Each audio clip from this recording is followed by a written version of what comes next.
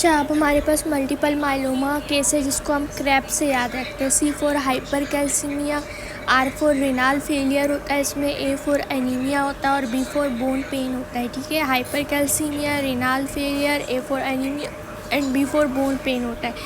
तो investigation that you must know, urine protein electrophoresis करवाते हैं तो बेंज जोन्स प्रोटीन नज़र आते हैं। सीरम प्रोटीन इलेक्ट्रोफोरेसिस कराते हैं तो हमें इंक्रीज मोनोक्लोनल इम्यूनोग्लोबुलिन स्पाइक नज़र आते हैं। स्पाइक का वर्ड यूज़ होगा तो सीरम प्रोटीन इलेक्ट्रोफोरेसिस याद रखना। यूरिन प्रोटीन इलेक्ट्रोफोरेसिस में बेंज जोन्स प्रोटीन नज़र आते हैं। एक्सरे करवाते हैं तो हमें पंच्ड आउट लाइटिक लीजन्स नज़र आती हैं। ठीक है, ब्लड फिल्म करवाते हैं तो हमें रिलॉक्स फॉर्मेशन नज़र आती है और बोन मैरो बायोप्सी करवाते हैं तो अबंडेंट प्लाज्मा सेल्स नज़र आता है। ठीक है, तो ट्रीटमेंट आपसे जो है ना likely not going to be asked but you must know the symptom. वैसे हम मल्टीपल माइलोमा में प्लाज्मा फेरेसिस ही करते हैं। ठीक है, कि first think of a patient that is over 60 years of age और वो कंप्लेन के साथ आया है, बोन पेन हो रहा है उसको बैक और रिब्स में, फटीग है, ब्रीथलेसनेस है और वेट लॉस हो रहा है उसको। ठीक है, तो you must think about CRAB. और इनिशियल इन्वेस्टिगेशन हमें कम करवाएंगे तो हमें हीमोग्लोबिन कम नज़र आएगा, ESR बढ़ा हुआ नज़र आएगा, कैल्शियम बढ़ा हुआ नज़र आएगा।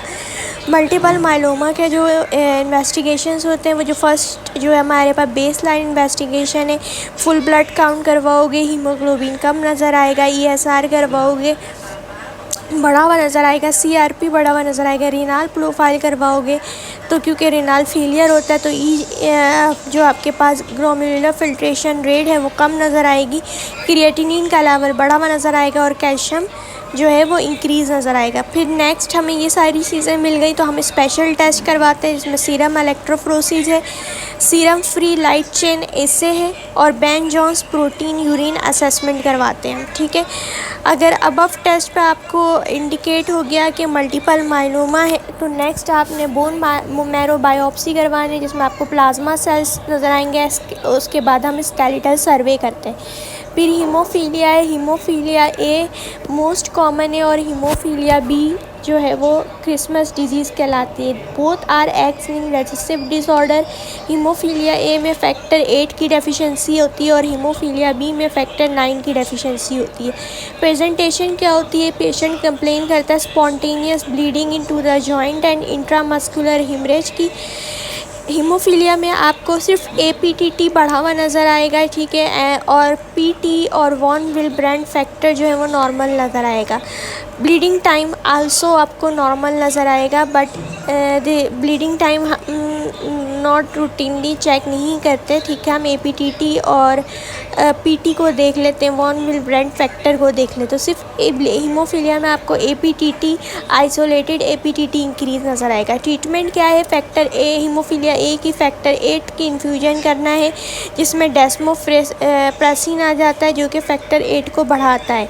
ठीक है, और हीमोफीलिया B में आपको रिकम्बिनेंट फैक्टर 9 की ट्रीटमेंट देनी है। ठीक है, जैसे आप यहाँ पर है आपको बताया था हीमो आर्थरोसिस ब्लड जो है वो जॉइंट्स में नज़र आएंगे। ठीक है, फिर हम आ जाते हैं वॉलब्रेंड्स डिजीज़ में। तो डेफिशिएंसी और abnormal functioning of von Willebrand factor which is necessary for platelet plug formation and preventing degradation of factor 8।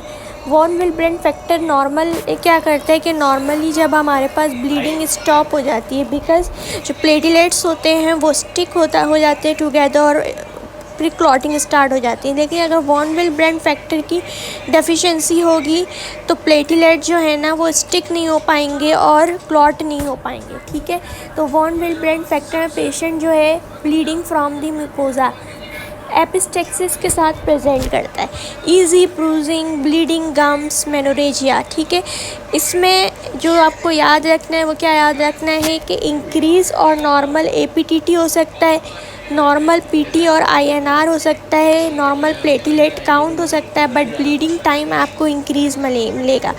APTT और ब्लीडिंग टाइम इंक्रीज़ मिल सकता है वॉन विल्ब्रेंड फैक्टर के अंदर। ठीक है, लेकिन वॉन विल ब्रेंट फैक्टर के अंदर जो सबसे ज़्यादा डायग्नोस्टिक है वो इंक्रीज ब्लीडिंग टाइम है।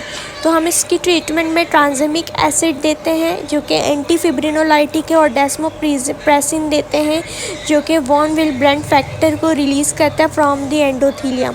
फिर हमारे पास कूम्स टेस्ट है, हम नेक्स्ट वीडियो में डिस्कस करते हैं।